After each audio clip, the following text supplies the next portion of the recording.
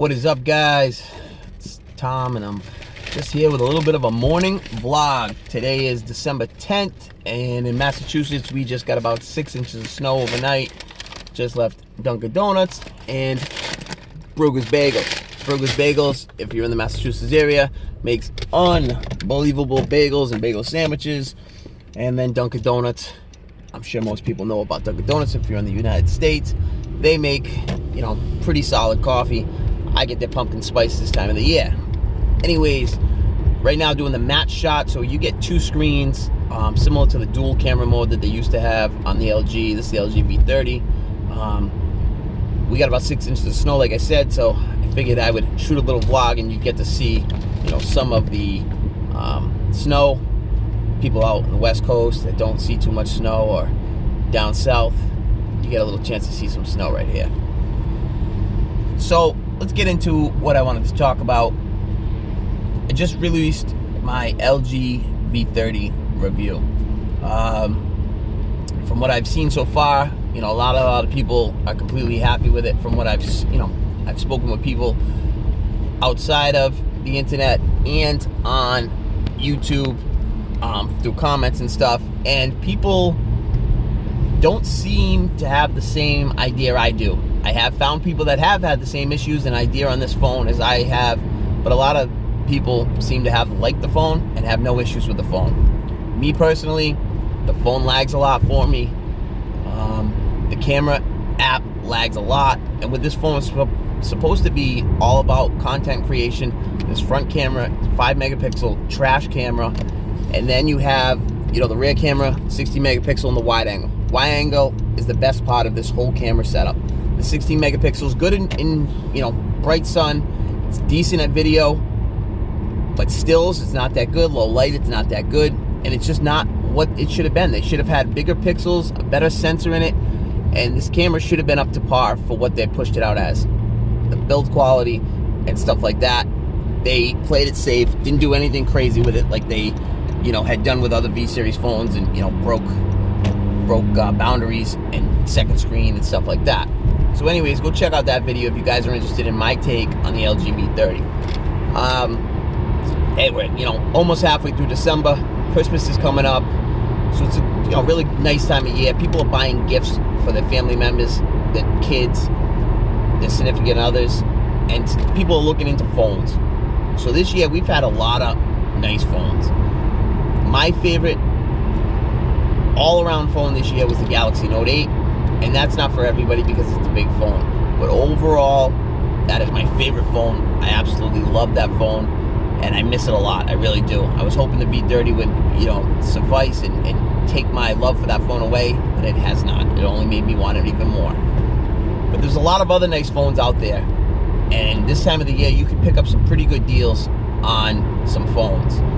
If I was you and I was interested in a phone and you don't want to spend a lot of money, look at the LG V20 or the LG G6. Both really, really good phones, and they are super cheap. You can pick up the LG V20 for less than $300 brand new, unlocked, and that is a steal. The LG V20 is one hell of a phone.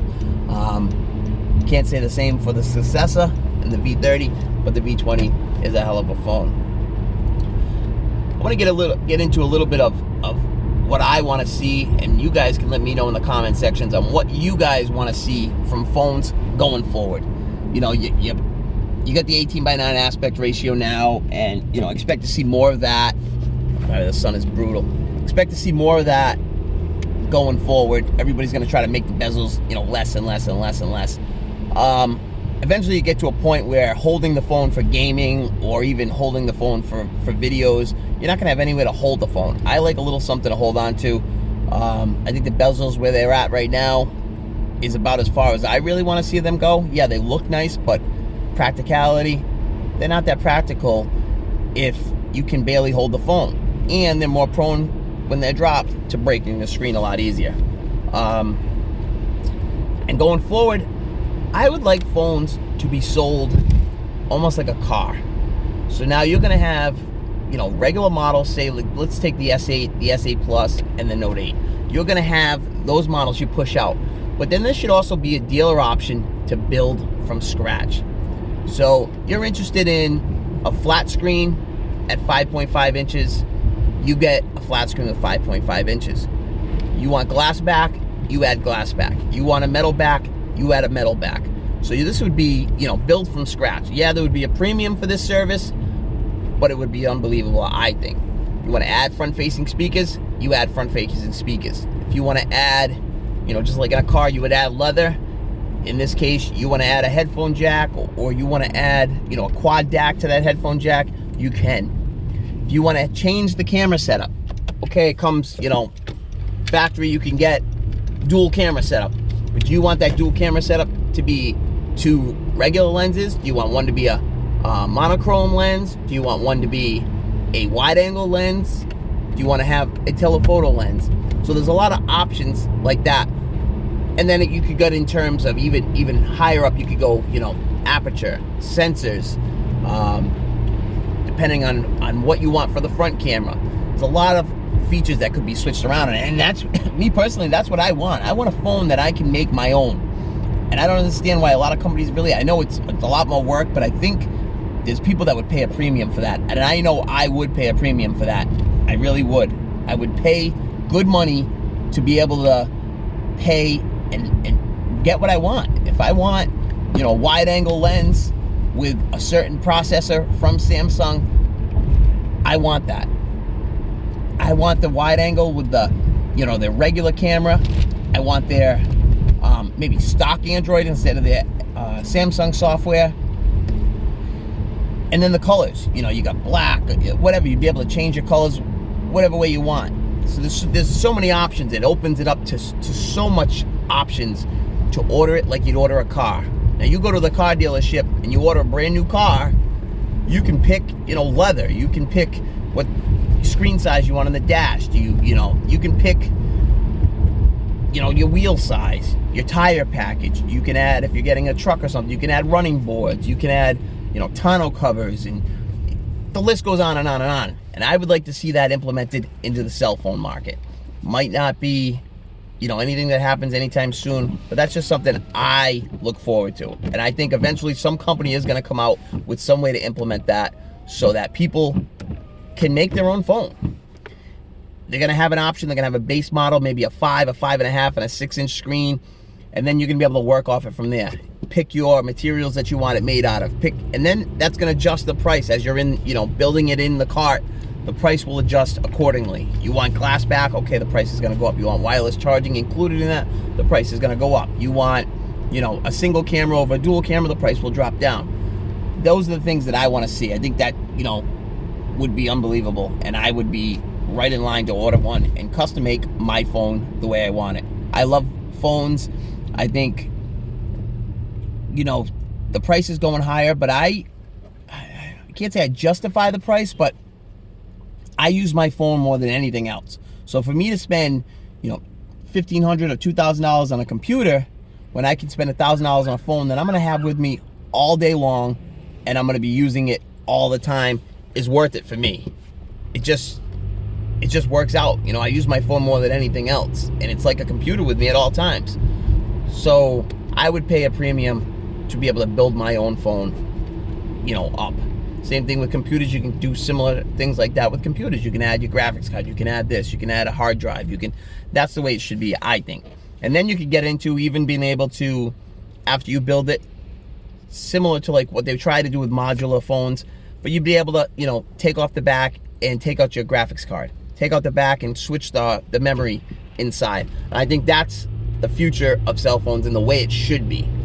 I don't know if it will have that head in that direction, but that's what I would personally like to see.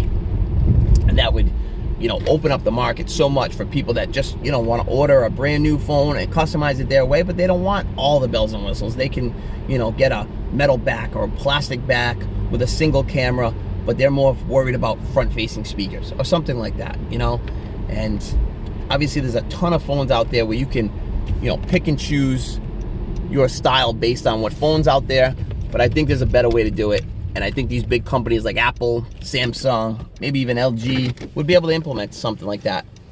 And that's what I want to see. Let me know in the comments down below, guys, what you're interested in seeing. How do you want to see the cell phone market change? Do you want to see, like I just said, like a dealer option where you go online or you even go into a store and you build your own phone? Hey, maybe it takes 2 weeks and then they call you, or even a month, and then they call you and tell you, hey, your phone's arrived. Just like you would pick up a car, you go and pick it up and you got just custom built phone that you just built, you know, spec'd out the way you want it. I think that's a great idea. And then you could get into, you know, licensing different, you know, teams, and, you know, you could have, you know, the Ferrari back version, or there's so much, the possibilities are endless with that. They really are. Like I said, that might be a few years out, and that might never even happen. But going to next year, I'm assuming we're going to have, you know, these phones are going to get smaller and smaller, the bezels, the screens are going to get bigger and skinnier, and they're just going to continue to do that. Sorry, I don't know if this is blocking out. I got a phone call coming in. So let me know down in the comment section. I'm about to go in, eat my jelly donut with my Ruger's bagel sandwich with a pumpkin spice coffee. So I don't know if you guys are in this area and you got hit with the snow. Hey, enjoy it. I was just out doing a little plowing for the company I work for. We do construction, landscape construction. We do a little bit of plowing too. A couple well-known people. One's a historian, female historian, who's done some real big stuff. I'll leave that a secret. Maybe reveal it a little bit later if you guys are into that and want to know. Let me know in the comments. Just a quick little vlog, guys, and just what I want to see with the smartphone industry going forward. Let me know if you guys feel the same way, and enjoy this day. It's a Sunday. You know, hopefully you're off.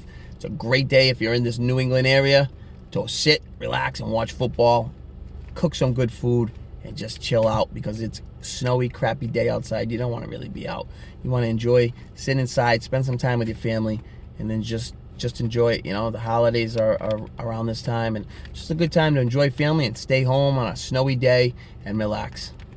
Anyways, guys, catch you on the next one. Peace.